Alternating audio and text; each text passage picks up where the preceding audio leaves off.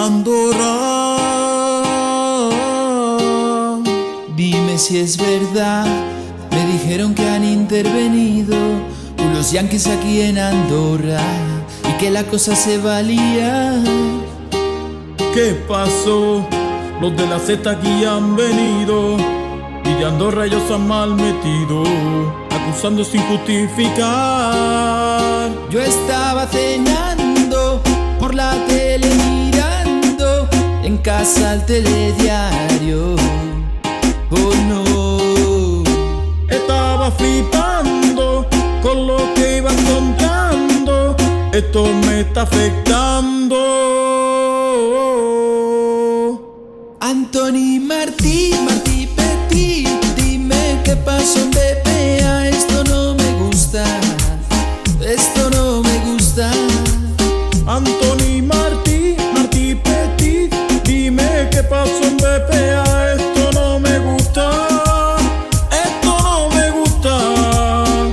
Gente honrada en Andorra y por culpa de 4 casos hemos pillado.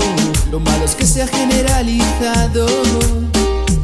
Que caigan los que tienen culpa y no los demás. Por una vez que se haga justicia, dañar la imagen de Andorra está mal. Yo estaba cenando por la tele mirando un reportaje muy rancio. Oh no. Estaba flipando y ellos inventando. Esto me está indignando. Anthony Martí, diles que Andorra es mucho más. Esto no me gusta, esto no me gusta. Anthony Martí, porque aquí dile que Andorra es mucho más. Esto no me gusta, esto no me gusta. La imagen del país deterioró y la población se entristeció, pero saldremos de aquí muy unidos. Ya tuvimos bastante con Puyol, pero Andorra no es solo eso. Visítanos y lo verás mejor. Anthony Martí Petit, claridad con la BPA. Esto no me gusta, esto no me gusta.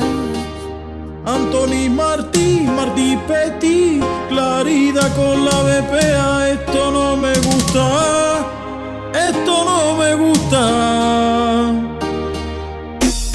Gracias Rito Mejide por tu apoyo. Andorra es más que banco, tú lo has dicho. Es momento de hacer autocrítica, las cosas no se han hecho bien, pero la prensa debería tener más cuidado porque la imagen de un país del que estamos enamorados está en juego. Pupi Jam con